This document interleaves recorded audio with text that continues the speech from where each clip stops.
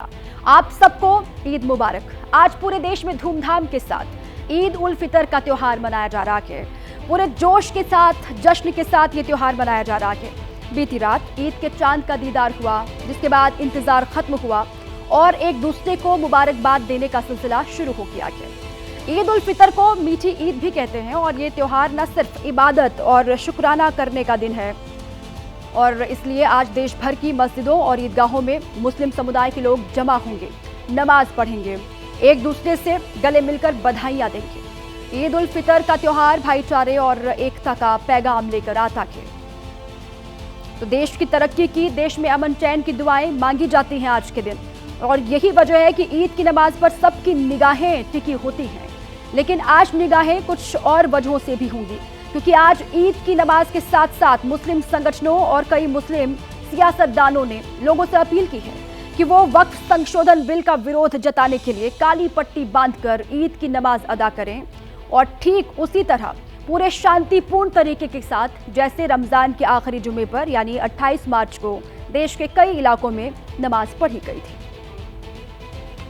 तो देश में ईद का त्योहार धूमधाम के साथ मनाया जा रहा है आज, और वक्फ के विरोध में भी काली पट्टी बांधकर जो मुस्लिम सियासतदान हैं, मुस्लिम संगठन हैं, उन्होंने लोगों से अपील की है कि आप काली पट्टी बांधकर नमाज अदा करें और एक संदेश देने की कोशिश करें वक्फ संशोधन बिल के खिलाफ। एक तरफ ईद का जोश है, हर्षोल्लास के साथ ईद का त्योहार पूरे देश भर में मनाया जा रहा है, और दूसरी ओर वक्फ के विरोध में काली पट्टी बांधकर संदेश देने की कोशिश भी की जाएगी। और दूसरी ओर लगातार बधाइयां भी मिल रही हैं, ईद की शुभकामनाएं दी जा रही हैं।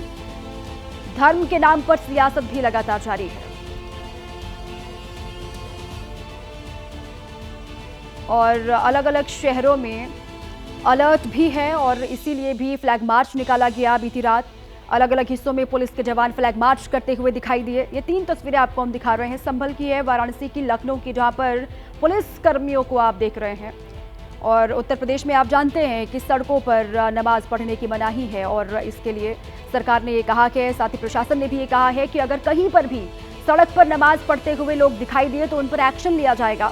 और उसी को सुनिश्चित करते हुए ये संभल, वाराणसी और लखनऊ की तस्वीर आपको हम दिखा रहे हैं, जहाँ पर पुलिसकर्मी सड़कों पर निकले और वहाँ लोगों से अपील भी की कि शांतिपूर्ण तरीके से ईद का त्योहार मनाएं, नमाज पढ़ें ईदगाहों पर, मस्जिदों में जाकर के, लेकिन सड़क पर नमाज ना अदा की जाए, इसको लेकर लगातार अपील। और उसके बाद इस तरीके से असर भी दिखाई दिया। संभल में पुलिस के जवान अलग अलग हिस्सों में नजर बनाए हुए हैं। जो संवेदनशील इलाके हैं वहां पर खुद सीओ अनुज चौधरी को आप देख रहे हैं, वो रात भर निकले और उन्होंने फ्लैग मार्च किया। और इसके अलावा वाराणसी की तस्वीर भी आपको हम दिखा रहे हैं, जहां पर पुलिसकर्मी सड़कों पर निकले और वहां भी देखा गया जो इलाके हैं अलग अलग, वहां किस तरीके से इंतजाम है। लोगों से ये कहा गया कि आप मस्जिदों में ही नमाज पढ़ें, ईदगाहों में ही नमाज अदा करें आज के दिन। और साथ ही लखनऊ में भी वो तस्वीर आप देख रहे हैं, जहां पर पुलिसकर्मी फ्लैग मार्च कर रहे हैं। ये संभल की तस्वीर आपको हम दिखा रहे हैं। सीओ अनुज चौधरी जिन्होंने जो बयान दिया होली और जुमा को लेकर, वो काफ़ी विवादों में भी रहा। और उसके बाद अब संभल में भी पुलिस प्रशासन ने ये सुनिश्चित करने के लिए कहा है तमाम जो मुस्लिम संगठन है उनको भी कि आप लोगों से ये अपील करें मुस्लिम समुदाय के कि वो ईदगाहों और मस्जिदों में ही नमाज अदा करें, सड़कों पर ना दिखें, सड़कों पर ना नमाज पढ़ें। और इसीलिए पुलिस अलर्ट पर है, संभल हो या फिर अलग अलग जिले उत्तर प्रदेश के। लगातार ये अपील सभी से की गई, सरकार की तरफ से भी और प्रशासन की तरफ से भी, कि शांतिपूर्ण तरीके से ईद का ये त्योहार मनाएं। सीसीटीवी कैमरे करीब संभल के अंदर लगे हुए 1300 करीब सीसीटीवी कैमरे। इसके अलावा जगह जगह पे ड्रोन भी उड़ा के देखा जाता है जहाँ जैसी जरूरत पड़ती है। और 8-7 कंपनी BSc, 3 कंपनी RF। एक तरफ यूपी में मनाही के बावजूद सड़क पर नमाज पढ़ने की चुनौती देते मौलाना। मेरा देश है यार, मैं कहीं पे भी खड़े होकर नमाज पढ़ूंगा और देखूंगा कि मुझे नमाज पढ़ने से कौन रोकेगा। दूसरी ओर खुलेआम तलवार बांटकर तेवर दिखा रहे बीजेपी सांसद। आज सनातन धर्म पर चौतरफा हमला हो रहा है। हमारे धर्म पर पथराव होता है कि नहीं होता है? सच्चाई है कि आज भी हो। और रामनवमी से पहले सनातन पर संकट की बात करने वाले सांसद का पूरा नाम है मनीष जायसवाल। पथराव किया है, कभी किसी धर्म पर पथराव किया है। सच्चाई है कि आज भी हो रहा है हमारे धर्म पर पथराव। सबसे पहले बात इन्हीं की करते हैं, झारखंड के हजारीबाग से सांसद मनीष जायसवाल की, जिन्होंने रामनवमी से पहले अपने लोकसभा क्षेत्र हजारीबाग में एक अभियान के तहत अस्त्र शस्त्र वितरण कार्यक्रम शुरू कर दिया। जगह जगह तंबू लगाकर तलवारें और लाठियां बांट डाली, ये कहते हुए कि हिंदू खतरे में है और नई पीढ़ी के नौजवानों को भी ये खतरा भांप लेना चाहिए।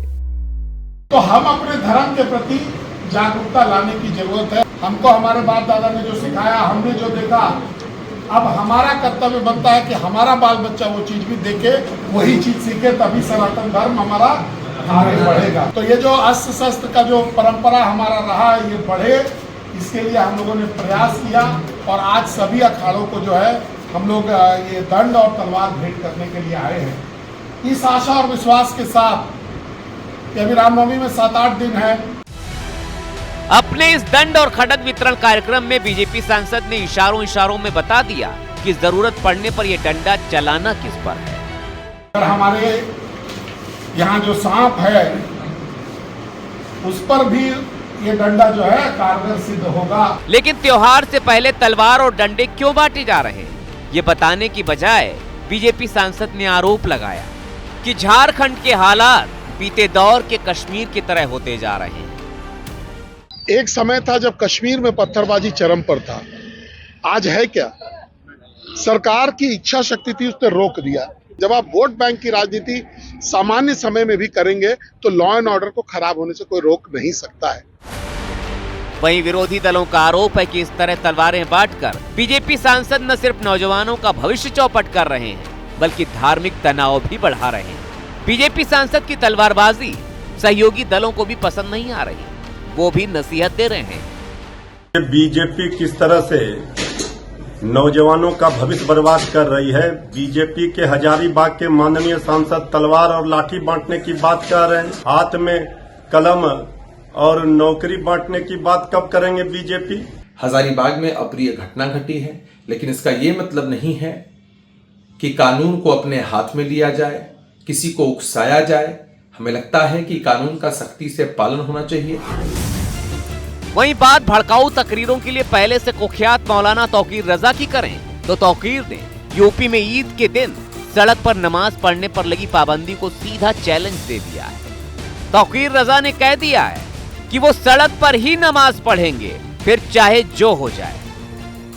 मैं अपनी मस्जिद में गया नमाज पढ़ने बाजमात, और वहाँ मस्जिद फुल हो चुकी है, तो मुझे नमाज पढ़नी है, तो मैं अगर सड़क पे 2 मिनट के लिए 5 मिनट के लिए खड़ा हो गया, मेरा देश है यार, मैं कहीं पे भी खड़े होकर नमाज पढ़ूंगा और देखूंगा कि मुझे नमाज पढ़ने से कौन रोकेगा।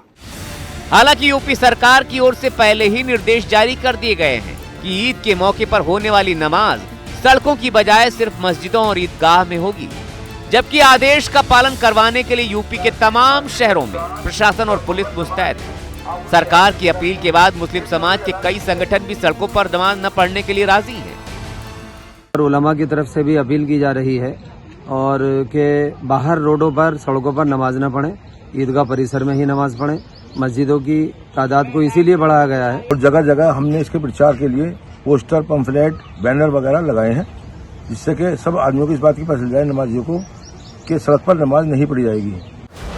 लेकिन योगी सरकार के आदेश पर मुस्लिम समाज की ये रजामंदी तौकीर रजा ही नहीं, बल्कि यूपी से दूर बैठे कुछ मुस्लिम नेताओं को भी रास नहीं आ रही। मुझे अगर मस्जिद में जगह नहीं मिली तो यकीन मानो मैं सड़क पे नमाज पढ़ूंगा।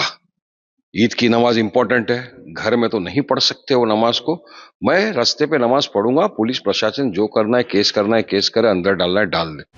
हालांकि मुसलमानों की नाराजगी नवरात्र से पहले मीट मटन की दुकानों पर पाबंदी लगाने की मांग पर भी है, जो दिल्ली से होते हुए यूपी तक पहुंच गई। यूपी सरकार ने भी धार्मिक स्थलों के पास मांस की बिक्री पर रोक के निर्देश जारी किए हैं, लेकिन धार्मिक आस्था से जुड़े मामले में हो रही राजनीति माहौल को संभालने की बजाय बिगाड़ने की कोशिश में दिख रही है।